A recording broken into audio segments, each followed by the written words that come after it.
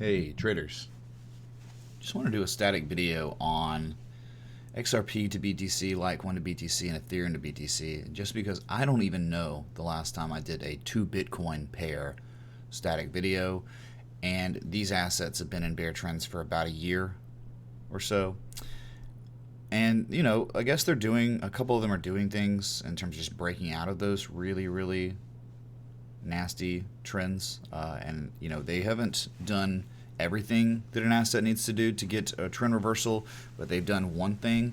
And again, just looking now at XRP to BTC right now, you can see that this trend, its peak happened really Christmas Eve. Go figure, right? Merry Christmas to this asset. Santa Claus has given you nothing but coal all year until that fateful day, September 17th, where you did break out, and that's a momentum trend line, geometrical. You've actually back tested it, so you broke it, you back tested it, and you bullishly engulfed. But unfortunately, it's not really going anywhere.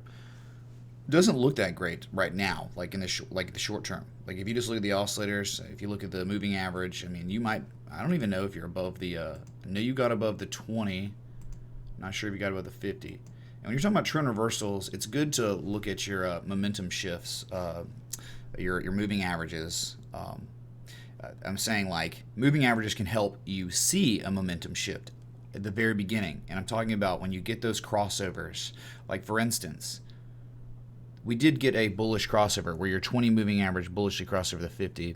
We got that September 22nd. When's the last time we had a bullish crossover? A real bullish crossover of your 20 and 50 really happened to be way back here. A lot different scenario. I guess you could say this was it too, but it was just so close, man. All right, you could say November of 2018. Regardless, a lot of time, almost a year has gone by since you saw anything like that. And, of course, you're still very far away from your 200-day moving average, which you really want to get these eventually bullishly cross over the 200. But, okay, you're doing what, this is, at some point, if you ever want to get up there, the price action is the leading. It's leading, and then these moving averages are lagging, so they're not end-all be-all. I'm just saying they do have their purpose, and we're looking at it right now, and it's kind of significant that you did that, and you're above both of them right now. So you really don't want to ever fall back below those. That's bad. Hey, but, what if, look at a high on price and about the exact same high on price, and you're showing, well, a little bit of bearish divergence, or you're not? Am I crazy here? So you could be asking to pull back. You might sell off before making a higher low. Hopefully you'd want to see a higher low than 24.30 or so before running again. But we know, just hold on, I'm like coughing.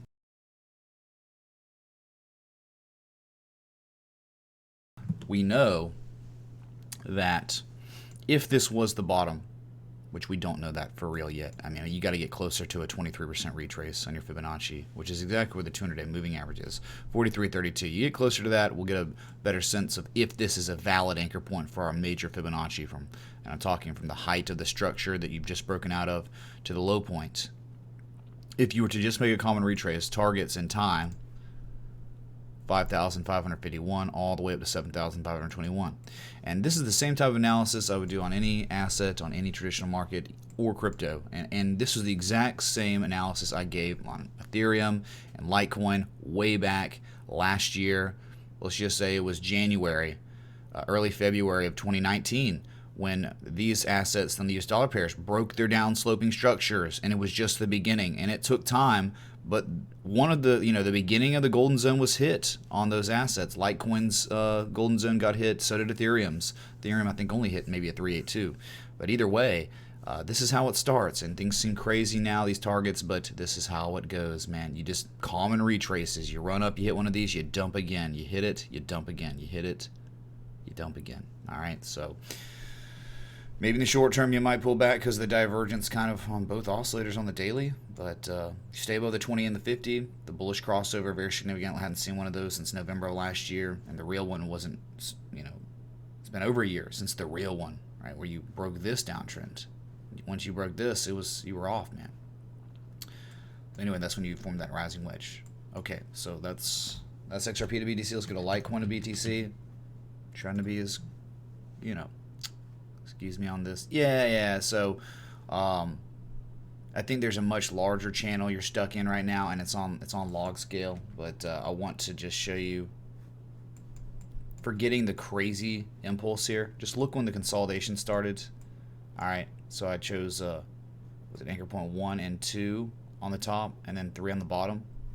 And got some really nice touch points on the heart line. And you broke it, right? You broke out of it, and you rallied, and you dumped, and now you're back testing the channel, right? That channel that was once a resistance is now support.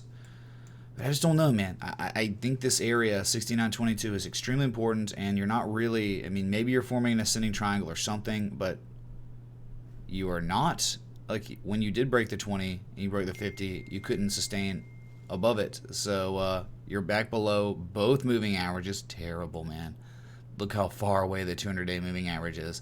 I think XRP to BTC actually looks a little bit better than Litecoin to BTC. So why am I so concerned about this area? I mean, I like the higher low than your previous low. I do like that, but I don't like how we're testing these moving averages and failing. And then if you look left, there's old support from August 2019, but look real left and see what we're doing. We're regarding old supports back from like December of 2018, and was that it? Or, I guess back here, I think on the 4 hour it's more noticeable, but 2017 levels too. I mean, you're testing it as resistance, not breaking it and holding it as support. You did break it, but briefly. So I don't know. You go to the 4 hour, you can see maybe an ascending triangle or something, right? You know, you've got a definite sell wall here, and you've got accumulation going on, and you got a big bullish engulfing candle. In this 4 hour, you know, this one closes in 14 minutes, 15 minutes. So, you know, on the 4 hour, I guess your moving averages are all coiled up together. But if you could ever break above 69.22, at least you know how we can target. You know, it's pretty simple.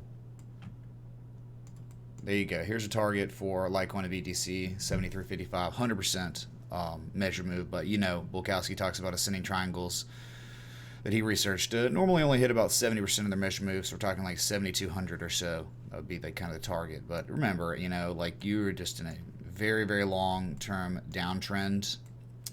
That's okay.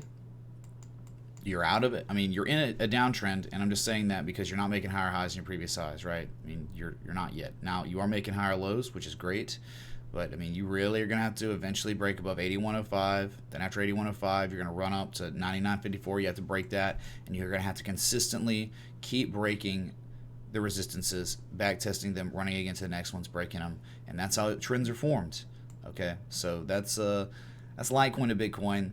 Kind of interesting, not as clear or as smooth as XRP to BTC probably, but you know, just because of the moving averages and the fact that, I don't know, man, you're not making higher highs at all, and the fact that at least XRP's downtrend could be contained. If you can contain all of Litecoin's downtrend, it's just ugly, and it doesn't really help. I mean, like, no channel helps you there because you're just in the, you know, you're near the bottom of the huge downtrend.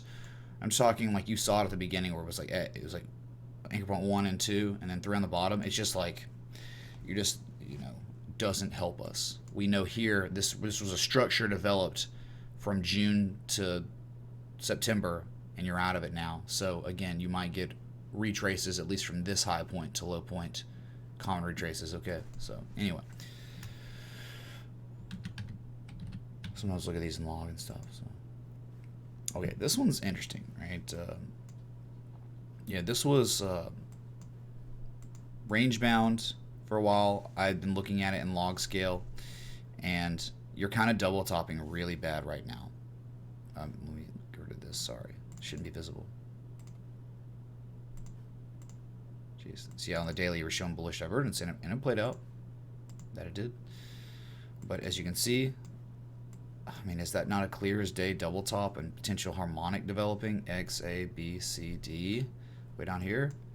I mean, it doesn't look good, does it? I mean, it's like a high on price, about the same high on price, lower levels of relative strength, lower levels of positive momentum, almost looks like a head and shoulders pattern. I mean, you've got like a small head and shoulders with a large double top. That's like a bearish combo right there. Not really what you want to see. I mean, I guess we can plot it if you really want to. I think you get it though. All right, double top and then a neckline right here. Well,